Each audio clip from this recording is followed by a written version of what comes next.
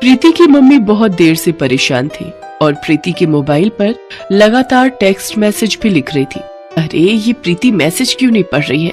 पता नहीं, ठीक हो बस, मुझे तो चिंता हो रही है। क्या हुआ? तुम इतनी परेशान क्यों हो?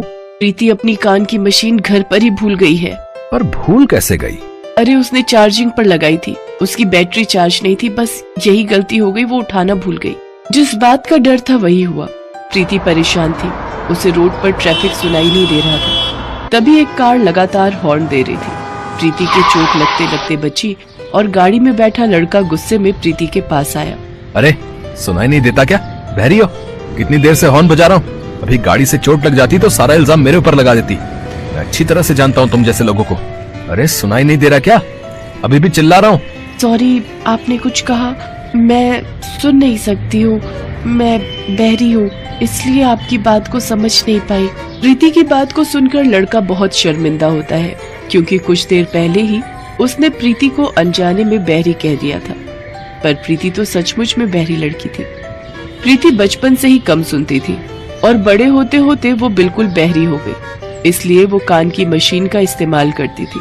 प्रीति अपनी मम्मी का मैसेज पढ़ लेती है और उन्हें फोन मिलाती है और अपने ठीक होने के बारे में बताती है। लड़का इशारे से प्रीति को सॉरी कहता है और सामने रेस्टोरेंट में एक कप कॉफी के लिए कहता है। प्रीति को अपनी लाइफ में अपने माता पिता के बाद अनिल नाम का वो ऐसा लड़का मिला था जो उसके बहरेपन का मजाक न उड़ाकर बल्कि प्रीति की रिस्पेक्ट करता था। धीरे धीरे प्रीति और अनिल दोस्त बन गए और एक दिन, तेरा दिमाग खराब हो गया है, तू बहरी लड़की से शादी करना चाहता है? मैं अपने घर में बहरी बहू नहीं लाऊंगी। भगवान ना करे, अगर मुझ में भी ऐसी कोई कमी होती, मैं बहरा होता और कोई लड़की मेरे से शादी करने के लिए हाँ नहीं कहती तो तुम क्या करती? अनिल प्रीति से प्यार करने लगा था, इसलिए अपनी माँ को समझा बुझाकर वो प्रीति से शादी कर लेता है। शादी के बाद जब मुंह दिखाई में प्रीति ने कान की मशीन लगा रखी थी तो मोहल्ले की औरतें बातें बनाने लगी। अरे सुजाता जी की बहू तो बहरी है, वो देखो कान में सुनने वाली मशीन लगा रखी है। इन्हें अपने अनिल के लिए बहरी लड़की ही मिली थी, इनके अनिल में कोई नुक्स था क्या जो नुक्स वाली लड़की ढूंढ ली? धीरे बोलो, सुजाता जी इधर ही आ रही हैं। हम कौन सा डर रहे हैं, हम भी तो सही बोल रहे हैं। क्यों सुजाता बहन, तुम्हारी बहू सुनती नहीं है क्या? इसके कानों में तो मशीन दिखाई दे रही है। ऐसी भी क्या जल्दी थी जो अपने अनिल के लिए तुम बहरी बहू ढूंढ लाई? क्या करूं बहन जी, हमारी किस्मत ही फूटी थी। पता नहीं मेरे बेटे के ऊपर इसने क्या काला जादू कर दिया।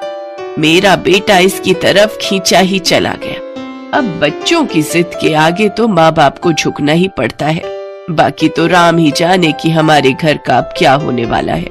सबकी बातें सुनकर प्रीति की आंखों में आंसू आ जाते हैं और वो चुपचाप अपने कमरे में चली जाती है और रोने लगती है। प्रीति अनिल से इस बारे में कुछ भी नहीं कहती। प्रीति अक्सर ध्यान रखती थी कि वो अपनी कान की मशीन हमेशा लगा कर रखे ताकि घर में किसी को भी कोई परेशानी ना हो। एक दिन प्रीति की ननद जिसकी दूसरे शहर में शादी हुई थी वो रहने आई हुई थी।